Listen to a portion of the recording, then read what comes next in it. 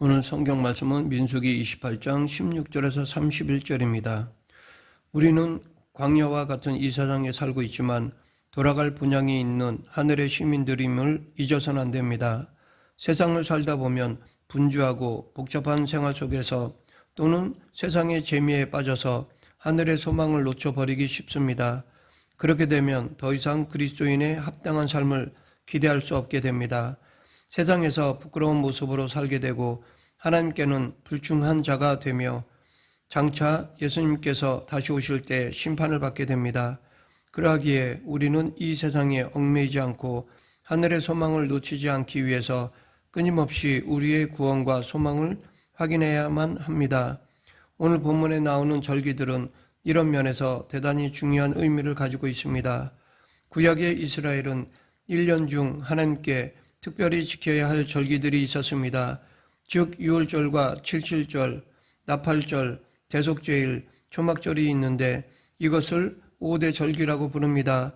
이 중에서 나팔절은 새해 첫날입니다. 이 날은 한 해를 시작하면서 하나님께서 우리의 소망이시며 능력이시고 인도자이심을 기억하며 감사했습니다. 또한 이 날은 천국에서 맞이할 새날을 바라보는 의미를 가지고 있습니다. 그래서 이날 힘차게 나팔을 불어 하나님을 찬양하며 하나님의 주권을 선포했습니다.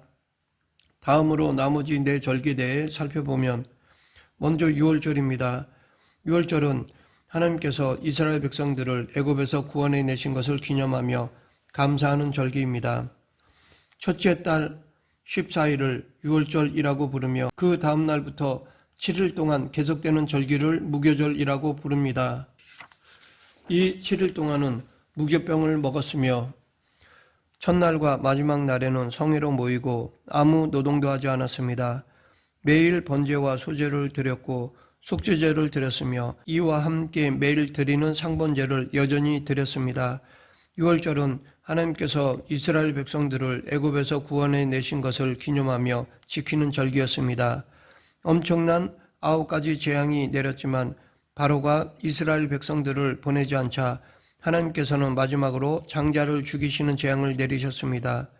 그때 하나님께서는 이스라엘 자손들에게 어린 양을 잡아 그 피를 문설주에 뿌리라고 명령하셨습니다. 그날 밤 하나님의 사자가 애굽의 모든 장자를 죽일 때 어린 양의 피가 뿌려져 있는 이스라엘의 집은 그냥 지나갔습니다. 그래서 그날 밤 애굽의 모든 장자가 죽임을 당할 때 이스라엘의 장자는 한 사람도 죽지 않았습니다. 이 재앙이 내린 후에야 비로소 이스라엘 자손들을 보냈습니다. 유월절은 하나님의 이 크신 구원을 기념하는 절기였습니다. 이 유월절은 장차 그리스도께서 오셔서 우리를 구원하실 것을 미리 내다보는 의미를 가지고 있습니다. 예수 그리스도는 우리의 유월절 어린 양이십니다. 세례 요한은 예수님을 보라 세상 죄를 지고 가는 하나님의 어린 양이로다 라고 소개하였고 사도 바울도 너희는 누룩 없는 자인데 새 덩어리가 되기 위하여 묵은 누룩을 버리라. 우리의 유월절 양 곧 그리스도께서 희생되셨느니라 라고 하였습니다. 우리는 우리를 구원하신 예수 그리스도의 구속의 은혜를 늘 잊지 말아야 합니다. 예수님께서 십자가에서 피 흘려 죽으심으로 내 죄를 대속하시고 나를 구원해 주신 것을 기억할 때마다 감사해야 합니다. 예수님의 십자가 보혈로 구원받은 성도는 이 구원의 감격과 기쁨이 식어져서는 안 됩니다. 유월절은 하나님의 구원의 은혜를 기억하며 감사하는 절기였습니다. 다음은 칠칠절입니다. 이 절기는 무교절에 첫 이삭을 드린 날로부터 50일째 되는 날에 지켰기 때문에 오순절이라고도 부르며 보리 추수를 감사하는 절기이므로 맥주절이라고도 부릅니다. 구약에서 이 날은 농사의 결실을 기념하며 감사하는 절기였습니다. 하나님께서 주신 풍성한 은혜를 기억하며 감사했습니다. 신약에서는 오순절에 성령님께서 강림하시어 교회가 태어나고 많은 영혼들이 구원받은 날이었습니다. 그러므로 이 날은 특별히 영혼이 구원받은 영적인 추수를 기념하며 감사하는 절기가 되었습니다. 다음은 속죄일입니다. 나팔절 이후 9일째 되는 7월 10일은 속죄일로 지켰습니다. 특별히 1년 중 이날 하루만 대제사장이 지성소에 들어가 자신과 백성 전체 그리고 회막을 위하여 속죄하였습니다. 모든 백성들은 이날을 안식일로 정하여 아무 노동도 하지 않았으며 이날에 금식하고 자신을 괴롭게 하면서 회개하였습니다. 그리고 속죄 제물을 드렸습니다. 이 절기의 특징은 마음을 괴롭게 하는 것이었는데 이날 하루만이 아니라 나팔절 이후 이날에 이르기까지 열흘 동안 그렇게 했을 것으로 여겨집니다. 우리는 죄를 회개하는 의미로 신령한 근심을 가져야 합니다. 사람이 자기 죄 때문에 마음을 괴롭게 한다고 해서 죄를 없이 할 수는 없습니다. 그러나 그러한 마음은 죄를 사랑하는 마음을 중단시키고 회개에 이르게 합니다. 우리가 범죄했을 때 이렇게 괴로운 마음을 가지고 하나님께 나아가 통회하면 하나님께서는 우리의 죄를 사하여 주십니다. 이처럼 자기의 죄를 해결하는 일은 세상의 어떤 일보다도 우선되어야 합니다. 죄를 버리고 회개하여 사함을 받아야만 하나님과의 관계가 바로 되기 때문입니다. 하나님과의 바른 관계를 이루지 못한 채 행하는 모든 일은 하나님께서 인정하지 않으십니다. 그러나 사람이 아무리 죄를 회개한다 해도 속죄의 제물이 바쳐지지 않으면 사죄는 불가능합니다. 그러므로 속죄일에는 우리의 죄를 대속하신 그리스도를 예표하는 제물을 많이 바쳤던 것입니다. 우리의 진정한 속죄 제물은 오직 예수 그리스도밖에는 없습니다. 우리는 예수 그리스도의 대속의 보혈로 죄사함을 받았습니다. 다음은 초막절입니다. 초막절은 이스라엘의 절기 가운데 규모가 가장 큰 절기로서 10월부터 시작하여 8일간 지켰습니다.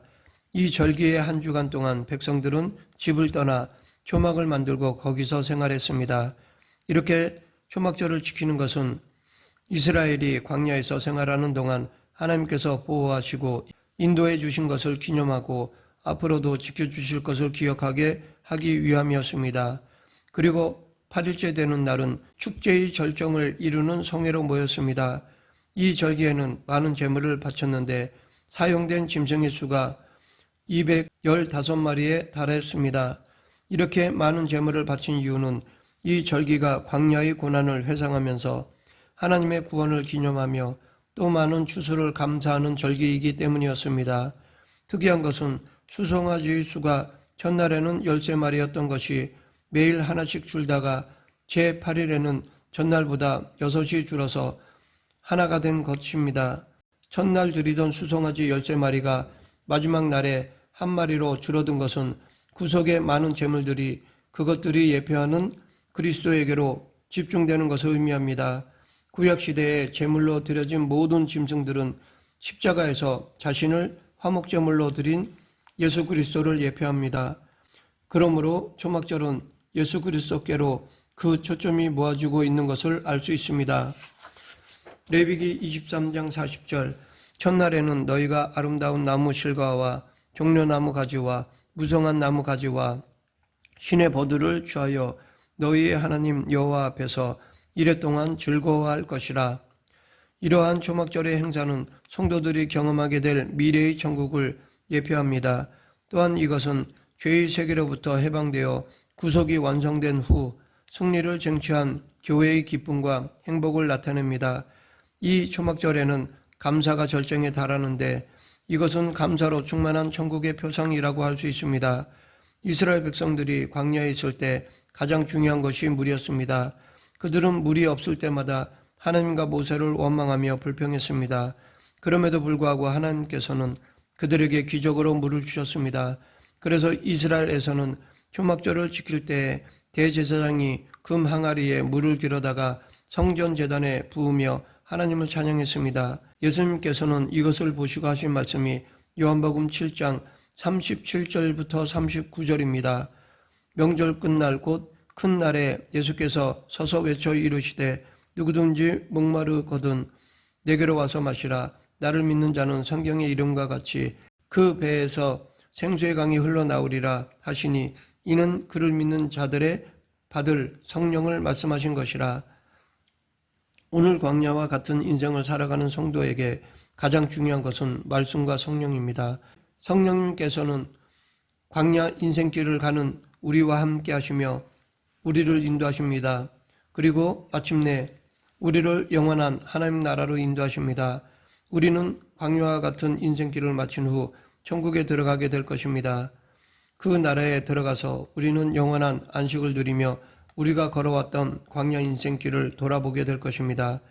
이 초막절은 우리에게 천국 소망을 바라보게 합니다. 또한 이 초막절은 이스라엘 백성들이 가나안 땅에 정착하여 살 때 초막을 짓고 살면서 조상들의 광야 생활을 기억할 뿐만 아니라 인생이 나그네임을 상기시켜주는 의미도 가지고 있습니다. 우리는 이 세상에 잠깐 머물다가 사라집니다. 우리의 육신은 풀로 만들어진 집과 같아서 한 점의 바람으로도 쓰러져 버릴 만큼 약한 존재입니다. 사람들은 병이 들어 죽거나 사고로 죽어갑니다. 또 누구나 나이가 들면 죽습니다. 그러므로 우리는 만일 땅에 있는 우리의 장막이 무너지면 하나님께서 지으신 집, 곧 손으로 지은 것이 아니요 하늘에 있는 영원한 집이 우리에게 있는 줄 알아야 합니다. 우리는 사도 베드로처럼 우리의 죽음이 임박한 줄을 아는 자세를 가지고 살아야 합니다. 이는 우리 주 예수 그리스도께서 내게 지시하신 것 같이 나도 나의 장막을 벗어날 것이 임박한 줄을 알미라. 우리의 장막이 무너지고 사라져 버린 후 우리는 영원히 썩지 않는 집에서 살게 될 것입니다. 이러한 사실을 깨닫는 것이야말로 진정으로 초막절의 의미를 이해하는 것이며 영적인 차원에서 초막절을 지키는 것입니다. 그러므로 우리는 정욕을 위하여 육신의 일을 도모하지 말아야 합니다. 그리고 이 세상의 즐거움에 집착하여 앞으로 다가올 세계를 잊어서는 안 됩니다. 우리는 세상살이가 고달프고 분주하기 때문에 때로는 세상에 죄악된 쾌락이 좋아서 거기에 빠져 하늘의 소망을 놓치기 쉽습니다. 그러나 우리의 육신은 잠깐 있다가 사라져버리며 영원한 본향이 우리를 기다린다는 사실을 기억해야 합니다. 우리를 구속하신 예수님께서 곧 오신다는 사실을 잊지 말아야 합니다. 우리는 조만간에 우리 본향 천국에 들어가게 될 것입니다. 말씀을 맺겠습니다. 우리는 더 이상 세상에 얽매이지 말고 죄를 버리며 하나님 앞에서 소망에 합당한 삶을 살아가야 할 것입니다. 구약의 절기들은 바로 이러한 교훈을 기억하게 하려고 제정되었습니다. 그러기 위해서 우리는 예배하는 삶을 살아야 합니다. 예배를 통하여 하나님을 만나고 천국 소망을 더욱 분명히 해야 합니다. 그리고 매일의 삶이 하나님을 기쁘시게 하는 예배가 되어야 합니다. 우리 모두 이 땅에서 나그네 인생길을 가는 동안 예배하는 삶을 살아가며 하늘의 소망을 바라보며 승리하는 성도가 되길 간절히 축원합니다. 기도하겠습니다. 생사화복을 주관하신 하나님 아버지, 잠시 잠깐의 이 땅이 아닌 영원한 저 천국을 소망하며 살아가는 저희 모두가 되게 하여 주시옵소서. 예수님 이름으로 기도드립니다. 아멘.